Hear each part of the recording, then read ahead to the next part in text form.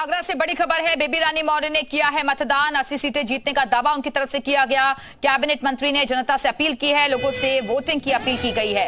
तो आगरा से बड़ी खबर है, हॉट सीट बनी हुई है आगरा सीट। बेबी रानी मौर्य ने यहां पर मतदान किया है। 80 सीटें जीतने का उनकी तरफ से दावा किया गया। ये देखिए, जनता से भी वोट की अपील करती हुई बेबी रानी मौर्य नजर आई हैं।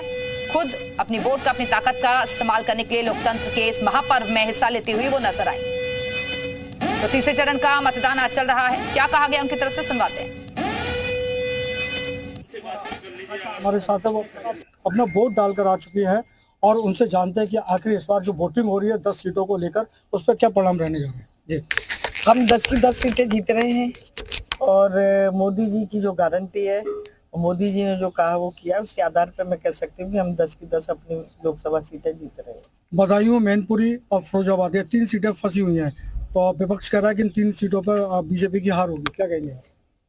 हम वहां भी जीतेंगे, मैनपुरी तो जीतेंगे ही। जिस तरह इन्होंने राष्ट्र नायक राणा प्रताप जी का अपमान किया है, अभी परसों की बात है, अपनी गुंडई दिखाई है, तो उससे जनता में रोष है और जनता इस बार भारतीय जनता पार्टी को ही वोट करेगी और हम मैनपुरी से जीतेंगे।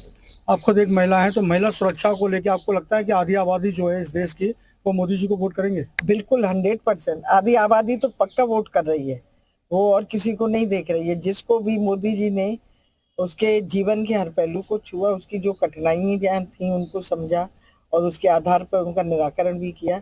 हम कह सकते हैं कि आधी आबादी तो मोदी जी को वोट दे रही है। आज 400 पार का इस बार नारा दिया है, तो 400 पार हो पाएंगे।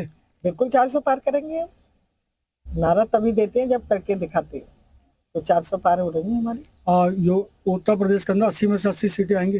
बिल्कुल आएगी, बिल्कुल 80 में से 80 आएंगी सर। तो देखिए, जिस तरीके से कॉन्फिडेंट हैं आप बेबी रानी मौर्य कैबिनेट मंत्री कि 80 में से 80 सीटें आएंगी और इस बार देश के अंदर 400 पार का जो नारा दिया है वो फलीभूत होता हुआ दिखाई देगा। आगरा से मनीष गुप्ता, जी मीडिया के लिए।